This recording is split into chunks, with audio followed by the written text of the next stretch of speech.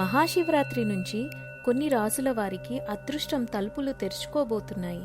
మహాశివుడు అనుగ్రహంతో కొన్ని రాసుల జాతకాలకు గోల్డెన్ డేస్ మొదలు కాబోతున్నాయి. హిందూ క్యాలెండర్ ప్రకారం ఏడాది మార్చి 8న మహాశివరాత్రి జరుపుకోనున్నారు. సుమారు 300 సంవత్సరాల తర్వాత శివరాత్రి రోజు అద్భుతమైన యోగాలు ఏర్పడబోతున్నాయి. అనేక గ్రహాలు, నక్షత్రాల కలయిక జరగనుంది. శివరాత్రి రోజు సర్వార్థ సిద్ధియోగం, శివయోగం, ధనిష్ట నక్షత్రం వంటి అద్భుతాల కలయిక ఏర్పడుతుంది. శివరాత్రి రోజునే శుక్ర ప్రదోష వ్రతం కూడా వచ్చింది. ఈ విశేషాలతో శివరాత్రి మరింత ప్రత్యేకత సంతరించుకుంది. శివరాత్రి రోజు శివుడు, పార్వతీదేవి వివాహం జరిగిందని పురాణాలు చెబుతున్నాయి. అందుకే ఈరోజు పార్వతీ పరమేశ్వర్లను భక్తి శ్రద్ధలతో పూజిస్తారు. శివపూజ చేసే సమయంలో ప్రత్యేక నియమాలు పాటించాలి. అద్భుతమైన యోగాల కలయిక ప్రభావంతో ఈ మహాశివరాత్రి నుంచి కొన్ని రాసుల వారికి స్వర్ణయుగం ప్రారంభం కాబోతుంది.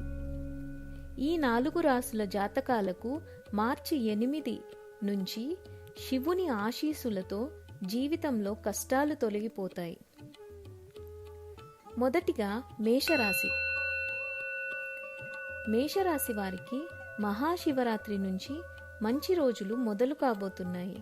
ఉద్యోగ వ్యాపారాల్లో పురోభివృద్ధికి ఆస్కారం ఉంటుంది. డబ్బుకు సంబంధించిన సమస్యలు తొలగిపోతాయి. విద్యార్థులు పోటీ పరీక్షల్లో విజయం సాధిస్తారు. కార్యాలయంలో ఉన్నతాధికారుల సహకారం లభిస్తుంది. సంతోషకరమైన జీవితాన్ని గడుపుతారు. తదుపరి రాశి వృషభ రాశి. పరమేశ్వరుడి అనుగ్రహంతో వృషభ రాశి జాతకులు భూమి లేదా వాహనం కొనుగోలు చేసే అవకాశం ఉంది. శివుని ఆశీస్సుల ప్రభావంతో వైవాహిక జీవితంలో సంతోషం ఉంటుంది. ఆర్థిక పరిస్థితి బలంగా ఉంటుంది. చాలా కాలంగా నిలిచిపోయిన పనులు కొనసాగుతాయి.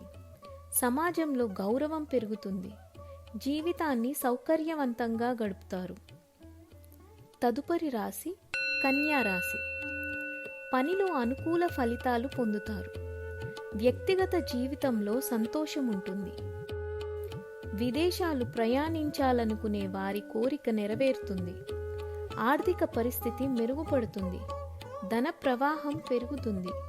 వైవాహిక జీవితంలో సమస్యలు తొలగిపోతాయి. ఇక 4వ రాశి మకర రాశి. వ్యాపారంలో లాభాలు ఉంటాయి. పనికి సంబంధించి ప్రయాణాలు చేస్తారు. కుటుంబ జీవితం ఆనందదాయకంగా ఉంటుంది. ఉద్యోగులకు ప్రమోషన్ లభిస్తుంది. జీవిత భాగస్వామి మద్దతు లభిస్తుంది. మానసిక ఒత్తిడి తగ్గుతుంది. ఈ 4 రాసుల జాతకాలకు శివారాధన ఇలా చెయ్యండి. శివరాత్రి రోజు శివలింగానికి తప్పనిసరిగా అభిషేకం చెయ్యాలి. ఆ రోజు మీరు ఈ ఒక్క ఆకు శివలింగానికి సమర్పించడం వల్ల మీ కష్టాలన్నీ తొలగిపోతాయి. శివుడికి ఇష్టమైన బిల్వపత్రంతో పాటు శమీ ఆకులు సమర్పించవచ్చు. వీటితో పాటు రావి చెట్టు ఆకులు కూడా శివలింగానికి సమర్పిస్తారు. రావి ఆకులపై గంధంతో రామనామం రాసి హనుమంతుడికి, శివుడికి నైవేద్యాలుగా సమర్పిస్తారు. శివలింగానికి శమీ ఆకులు సమర్పించడం వల్ల శివుడితో పాటు శనిదేవుడు అనుగ్రహం కూడా లభిస్తుంది. మహాశివరాత్రి రోజు పూజ, అభిషేకం చేసి ఉపవాసం ఉండి జాగరణ చేయడం వల్ల ఎన్నో రెట్ల పుణ్యఫలం దక్కుతుంది.